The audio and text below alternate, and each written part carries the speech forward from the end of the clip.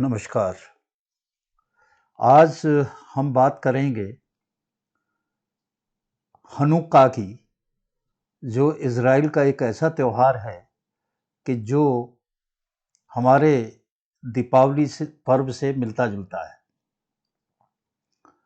और इससे जुड़ी हुई लड़ाई जो चल रही है हमास और इज़राइल की, उससे इसका क्या संबंध है? तो बड़ी रोचक बात है।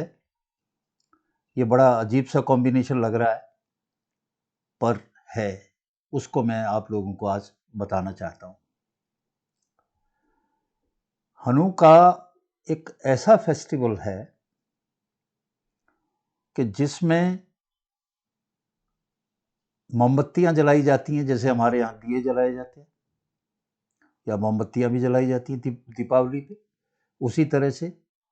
और गिफ्टें दी जाती हैं, एक्सचेंज की जाती हैं और पेस्ट्री वगैरह आपस में खूब खाई जाती है और बच्चे खेल भी खेलते हैं। थोड़ा सा जैसे हमारे यहाँ पे लट्टू होता है, उसको घुमाते हैं, ऐसे ही वो घुमाते हैं और जिस तरफ गिर जाएगा चारों तरफ चॉकलेट वगैरह रखते हैं, तो उतनी उस बच्चे की हो जाती है। यह त्योहार मनाया जाता है कि जब थोड़े से जू थे जो जूडा मैकबी की सदारत में, लीडरशिप में लड़े थे। एक बहुत बड़ी सेना थी राजा की, राजा था एंटिकोस फोर्थ, उससे लड़ी थी। ये थोड़े से जू थे और इन थोड़े से यहूदियों ने इतनी बड़ी जो राजा की सेना थी उसको हरा दिया। तो जूस की विजय और राजा की सेना की हार, इसकी याद में ये फेस्टिवल मनाया जाता है। बिल्कुल ऐसे ही जैसे हम प्रभु राम की जो विजय हुई थी रावण पे, और जब प्रभु राम वापस अयोध्या आए थे तो उनका स्वागत जो उस अयोध्या वासी थे उन्होंने दीप जला के किया, मिठाई बांट के किया। बिल्कुल ऐसा ही ये है। ये त्योहार होता है 7 दिसंबर से लेके और 15 दिसंबर तक, लगभग 1-1.5 महीना अभी है और इधर लड़ाई चल रही है। इसमें 2021 की वाकया है कि इज़राइल के प्रेसिडेंट थे इसाक हर्जोग।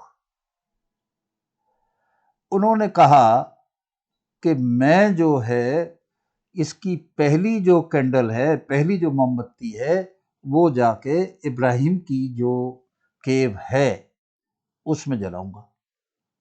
यहाँ इब्राहिम की जो केव है वो हेब्रोन शहर है वेस्ट बैंक में, उसमें स्थित है। और इसमें एक बड़ा भारी विवाद चलता है दोनों का, मुस्लिम पक्ष का और यहूदी पक्ष का। यहूदी जो पक्ष है वो अपने कुल पिता मानते हैं उनको, इब्राहिम को, और इब्राहिम को मुस्लिम जो है अपना पैगंबर मानते हैं, जैसे मोहम्मद साहब। तो उस जगह को अपना करने के लिए दोनों के बीच में हमेशा विवाद चलता रहता है और हिंसक झड़पें भी होती रहती है।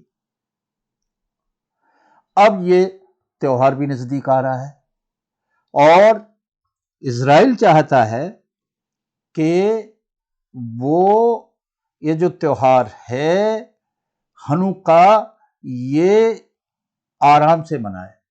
पहले हमास का खात्मा कर दे और फिर आराम से अपनी दिवाली, अपना हनुक्का मनाए। यह अभी थोड़ी दूर है। अब हम कहते हैं कि लड़ाई कितनी चलेगी, तो लड़ाई जो है वो लंबी चलेगी। उन्होंने तो अभी तो नवंबर है, नवंबर का पहला दिन है और अब इससे आगे अगर हम देखें तो 1 महीना और 7 दिन है। ये कोई कम पीरियड तो होता नहीं।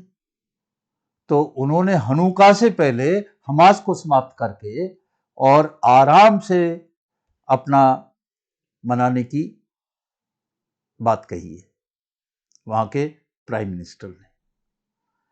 तो ये जो चीज़ है बड़ी निर्णायक है और देखते हैं कि ये लड़ाई उससे पहले समाप्त होके और क्या इजरायली अपने इस त्योहार को उस तरह से मना पाएंगे।